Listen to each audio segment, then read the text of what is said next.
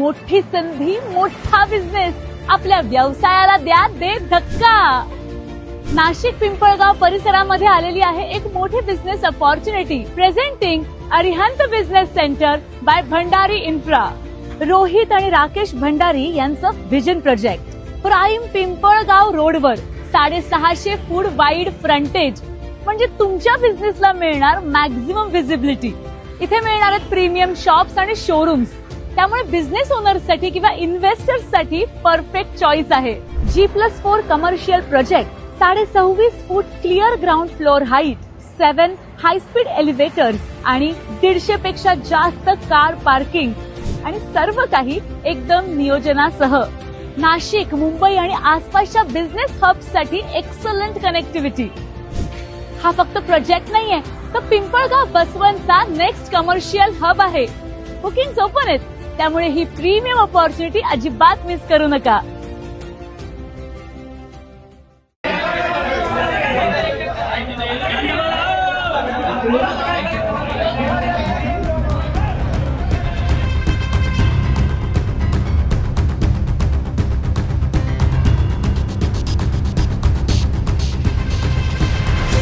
नाशिक जिल्ह्यातील कुसुमाग्रजांचे गाव म्हणून ओळख असलेल्या शिरवाडी वनी येथे ग्रामसभेचा मुद्दा पुन्हा एकदा ऐरणीवर आला आहे.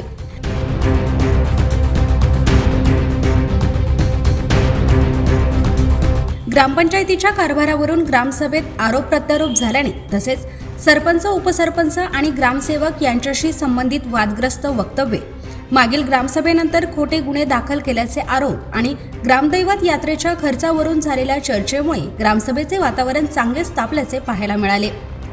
ग्रामपंचायतीच्या कारभाराबाबत नागरिक शामराव निफाडे यांनी माहितीच्या अधिकारातून विविध माहिती मागवली होती. यामध्ये ग्रामदैवत यात्रेदरम्यान झालेल्या खर्चाची माहितीही मागवण्यात आली होती. मात्र यात्रेचा खर्च ग्रामपंचायतीशी थेट संबंधित नसून यात्रा समितीच्या माध्यमातून संबंधित व्यवहार केले जातात, अशी भूमिका ग्रामपंचायत प्रशासनाकडून मांडण्यात आल्याचे सांगण्यात आले. दरम्यान मागील ग्रामसभेत उपसरपंच शामराव बर्डे यांना दमदाटी केल्याचा, अर्वाच्य तसेच जातीवाचक भाषेचा वापर केल्याचा आरोप करण्यात आला. यामुळे ग्रामसभेत वातावरण तणावपूर्ण बनल्याचे दिसून आले. याबाबत बोलताना उपसरपंच शामराव बर्डे यांनी आपण आदिवासी समाजातील असल्यामुळे आपल्याला लक्ष केले जात असल्याचा आरोप केला. माजी सरपंच शरद काळे यांनी ग्रामपंचायतीच्या कारभारात गैरव्यवहार झाल्याचे आरोप बिनबुडाचे असल्याचे म्हटले. ग्रामपंचायतीच्या कारभाराबाबत कोणाकडे ठोस पुरावे असतील तर त्यांनी प्रशासनाकडे कायदेशीर पद्धतीने तक्रार करावी, मात्र विनाकारण गावाची बदनामी करू नये असे आवाहन त्यांनी केले. शिरवाडे वणी ग्रामपंचायतीचे सरपंच दिलीप खैरे यांनीही ग्रामपंचायतीवर करण्यात आलेले आरोप चुकीचे असल्याचे सांगितले. ग्रामसभेत गोंधळ घालण्याऐवजी तक्रारी व आक्षेप शांततेच्या आणि कायदेशीर मार्गाने मांडावेत असे त्यांनी स्पष्ट केले. ग्रामसभेदरम्यान विविध मुद्द्यांवरून वाद वाढत गेल्याने काही काळ वातावरण चांगलेच तणावपूर्ण झाले. गावाची बदनामी केली जात असल्याचा आरोप करत काही ग्रामस्थ आक्रमक झाले. परिस्थिती नियंत्रणात ठेवण्यासाठी पोलीस बंदोबस्त ठेवण्यात आला होता. अखेर तक्रारदार शामराव निफाडे यांनी पोलीस बंदोबस्तात ग्रामसभा परिसरातून बाहेर पडावे लागल्याचे सांगण्यात आले. दरम्यान तक्रारदार शामराव निफाडे यांनी आपण पुढील कायदेशीर कारवाई करणार असून संबंधित प्रकरणी उच्च न्यायालयात दाद मागणार असल्याचे सांगितले. शिरवाडे वणी ग्रामसभेतील या आरोप प्रत्यारोपांमुळे गावातील राजकीय आणि सामाजिक वातावरण पुन्हा एकदा चर्चेत आले आहे. ग्रामपंचायतीच्या कारभाराबाबत करण्यात आलेले आरोप तसेच पदाधिकाऱ्यांकडून करण्यात आलेले खंडन यातील वस्तुस्थिती, अधिकृत चौकशी आणि संबंधित कागदपत्रांची तपासणी झाल्यानंतरच स्पष्ट होणार आहे. मागील ग्रामसभेमध्ये आमचे उपसरपंच यांना अतिशय अर्वाच्य भाषेत शामराव निफाडे आणि गणपत निफाडे यांनी अतिशय असभ्य भाषा वापरली आणि ग्रामस्थांच्या किंवा गावाच्या हिताने जे काही निर्णय आम्हाला अपेक्षित होतात ते निर्णय त्यांनी घेऊन दिले नाही.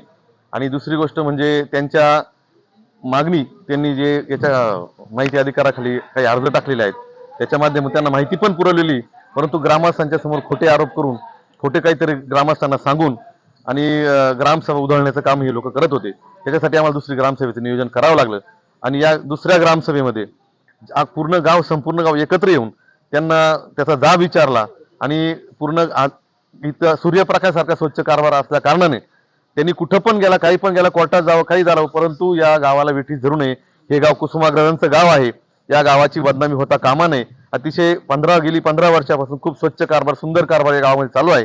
विकास कामे, विविध विकास कामे, 2 कोटीची अभ्यासिका असेल, इतर विकास कामे असतील, भरपूर प्रमाणात विकास कामे होत असल्याने असे समाजकंटक येऊन या गावामध्ये जाती जातीमध्ये तिढा निर्माण करण्याचं काम करताय, तर यंदा शासन झालं पाहिजे एवढी विनंती करतो मी. त्यांनी जो काही आरोप केला होता त्याच्यात काय तथ्य आहे?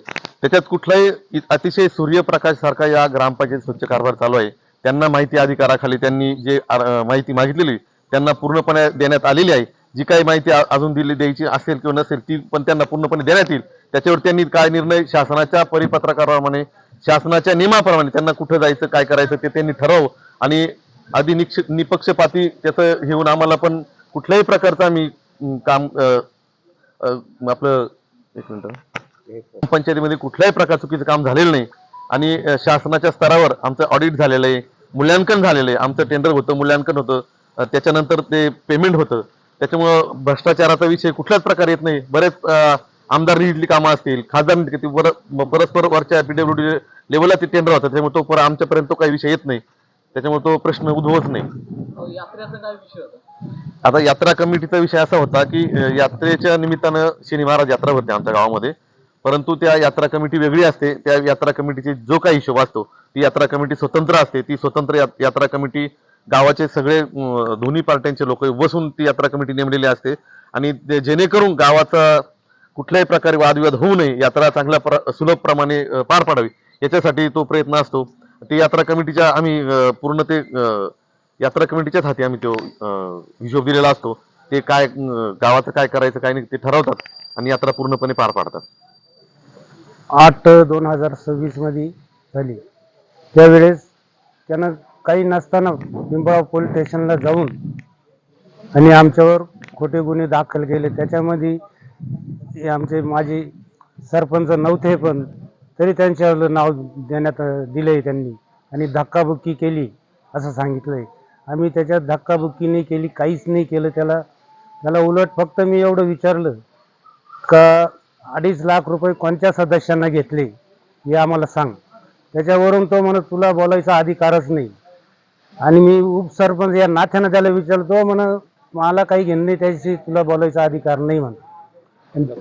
हा आणि मला म्हणलं लवकर बरं म्हण तुला ना आता पहिल्या वेळेस पाठवलंच आहे म्हणे मी याच्यात कोर्टामध्ये, आता पुन्हा पाठवतो म्हणे. या बाई आता लगेच 112ला फोन लावतो म्हणे मी आणि लगेच तुला पुन्हा पाठवतो म्हणून. आणि त्याच्यानंतर बाहेर निघाल्यानंतर आम्हाला म्हणतो का अरे कोळगण आणि माळगण माजले म्हणून आता त्यांना कोर्टात खिचितो म्हणून. म्हणजे आम्ही आदिवासी असल्यामुळं तो आम्हाला दमदाटी देतोय. आणि संविधानाचं पद असताना मी बोललो तरी म्हणतो तो तुला अधिकार नाही, उपसरपंचाला अधिकार नाही बोलण्याचा. आजच्या सभेमध्ये काय झालं?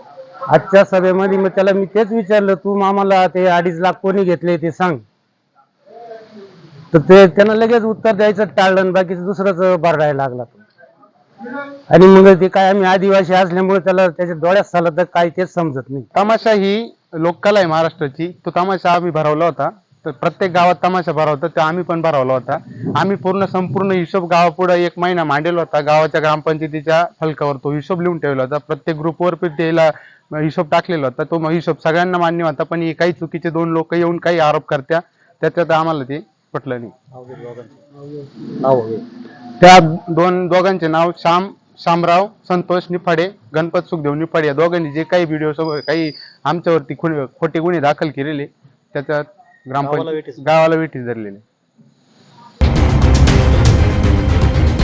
Baswant NH3 digital Shirwade Wani.